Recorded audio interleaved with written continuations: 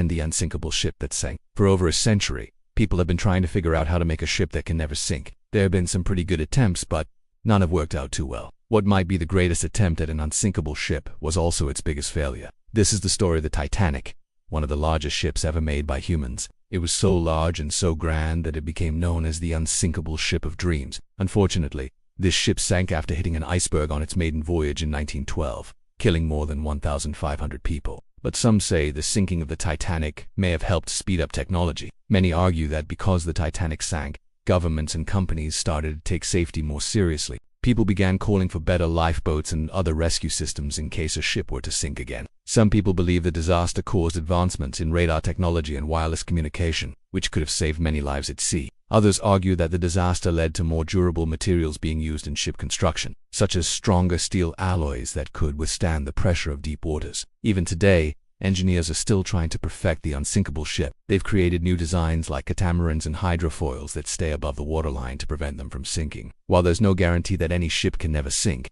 the lessons learned from the Titanic have made modern ships much safer than they were 100 years ago. Number 9. The invention of penicillin. In the early 1900s, scientists were beginning to understand the power of germs. They knew that germs cause disease, but they didn't know how to stop them. Then in 1928, a scientist named Alexander Fleming accidentally discovered the world's first antibiotic, penicillin. He was studying a sample of bacteria when he noticed that a mold had contaminated it. The mold was producing a chemical that killed the bacteria. Fleming realized he had just discovered a miracle drug that could save millions of lives. Penicillin became one of the most important medical discoveries of all time. It has been used to treat everything from minor infections to serious diseases like pneumonia and tuberculosis, and it's still being used today. But what if Fleming hadn't made his oopsie? Would we still be looking for an effective antibiotic? Perhaps, but it's possible that without penicillin we wouldn't have developed the medicines we use today. We wouldn't have learned how to fight off bacterial infections or how to prevent them in the first place. So while penicillin was a lucky accident, it was also the result of years of hard work and dedication.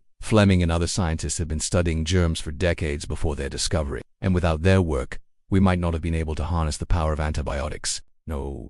8. The unintended consequence of nylon. In 1935, a group of chemists at a major company were trying to create a synthetic fabric that was stronger and more durable than natural fibers like cotton and linen. After years of research and experimentation, they finally created nylon, one of the first synthetic fabrics. It was strong, lightweight, and resistant to water and chemicals. At first, nylon was used to make everything from stockings to parachutes. It quickly became popular because it was cheaper and easier to produce than natural fibers. But the invention of nylon had an unintended consequence. As nylon became more popular, the demand for natural fibers like cotton and linen decreased. This caused the price of these crops to fall, which made it difficult for farmers to make a profit. In response, some farmers began dumping their crops instead of selling them. This created a surplus of cotton and linen in the market, which eventually led to higher prices. As the price of natural fibers increased, the demand for nylon decreased. This created a cycle of boom and bust that continues to this day. The invention of nylon has had a major impact on the textile industry. It has allowed companies to produce fabrics that are stronger and more durable than ever before, but it has also caused major problems for farmers who rely on growing natural fibers. 7.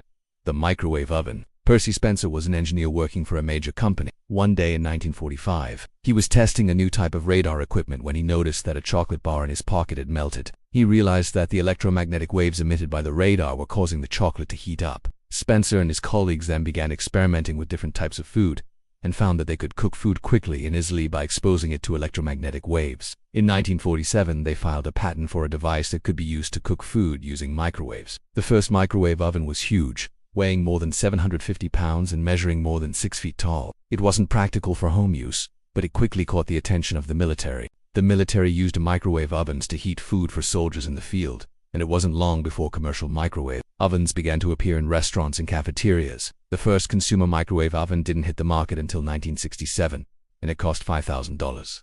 But since then, microwave ovens have become a staple in most kitchens around the world. They've made cooking meals quick and easy, and they've opened up a whole new world of convenience foods. But what if Percy Spencer hadn't accidentally discovered the microwave oven? Would we still be cooking our food the old-fashioned way? Maybe, but it's also possible that we wouldn't have the same selection of convenience foods or the same fast food industry. 6. Wilhelm Conrad Röntgen was a German physicist who was experimenting with cathode ray tubes. One day in 1895, he noticed that a piece of paper on the floor near the tube was glowing. He realized that the rays emitted by the tube were able to penetrate the paper and make it glow. Röntgen had just discovered X-rays. X-rays are a form of electromagnetic radiation that can be used to see through objects. They're often used in medicine to diagnose broken bones and other injuries. But X-rays can also be used for more sinister purposes, like airport security. In order to protect people from the harmful effects of X-rays, there are strict regulations on who can use them and how they can be used.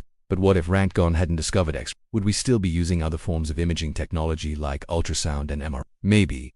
But it's also possible that we wouldn't have the same level of medical care. Without X-rays, doctors would have to rely on other methods to diagnose injuries and diseases. 5. Vulcanized rubber. In the early 1800s, rubber was a luxury good that was expensive and hard to come by. Then in 1839, a British engineer named Charles Goodyear accidentally discovered a process for making rubber more durable and elastic. This process, called vulcanization, involved treating rubber with sulfur and other chemicals. The result was a strong, flexible material that could withstand extreme temperatures. This breakthrough made rubber much more useful and affordable, and it quickly became a staple in everyday items. Today, vulcanized rubber is used to make everything from tires and hoses to belts and shoe soles. But what if Goodyear hadn't accidentally discovered vulcanized rubber? Would we still be using other materials like leather and metal? Maybe, but it's also possible that we wouldn't have the same level of comfort and convenience. Without vulcanized rubber, cars and airplanes would be much less practical, and we would have to find other ways to protect ourselves from the elements. 4.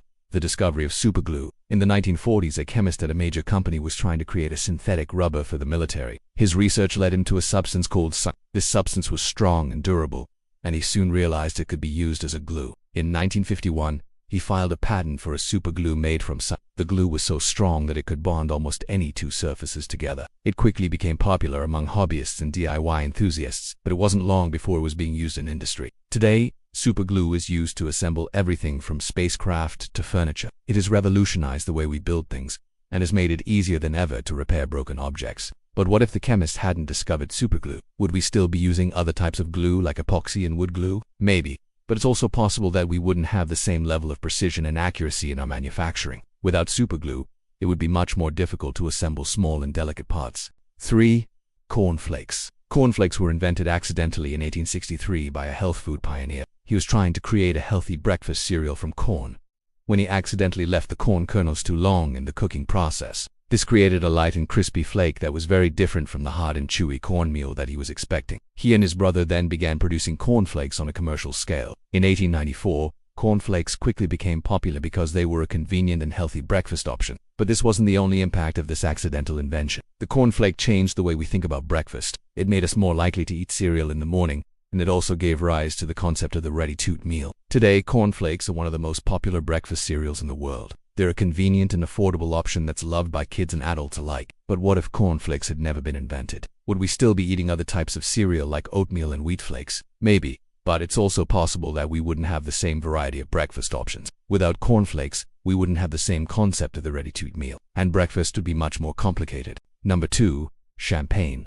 One day a Benedictine monk was bottling wine in his cellar when he accidentally added too much sugar. He didn't realize it at the time, but he had just created the world's first champagne. Champagne is a sparkling wine that originated in the Champagne region of France. It's made by adding sugar to wine, which causes it to ferment and produce bubbles. In the Middle Ages, it was a popular drink among the nobility, and it quickly gained a reputation for being the drink of celebration. But what if the monk hadn't accidentally added too much sugar? Would we still be drinking other types of sparkling wine like Prosecco and Cava? Maybe, but it's also possible that we wouldn't have the same traditions and customs surrounding sparkling wine. Without champagne, we wouldn't have the same concept of the drink of celebration, and special occasions would be much less festive. Number 1. The potato chip. In 1853, a chef in Saratoga Springs, New York was trying to create a new dish for his restaurant. He decided to try frying potatoes in oil and then seasoning them with salt. The result was a crispy, flavorful chip that was an instant hit with customers. Soon everyone was talking about the amazing chips at the restaurant, and people were coming from all over to try them. The chef realized he had stumbled upon something special, and he began selling the chips in bags. In no time at all,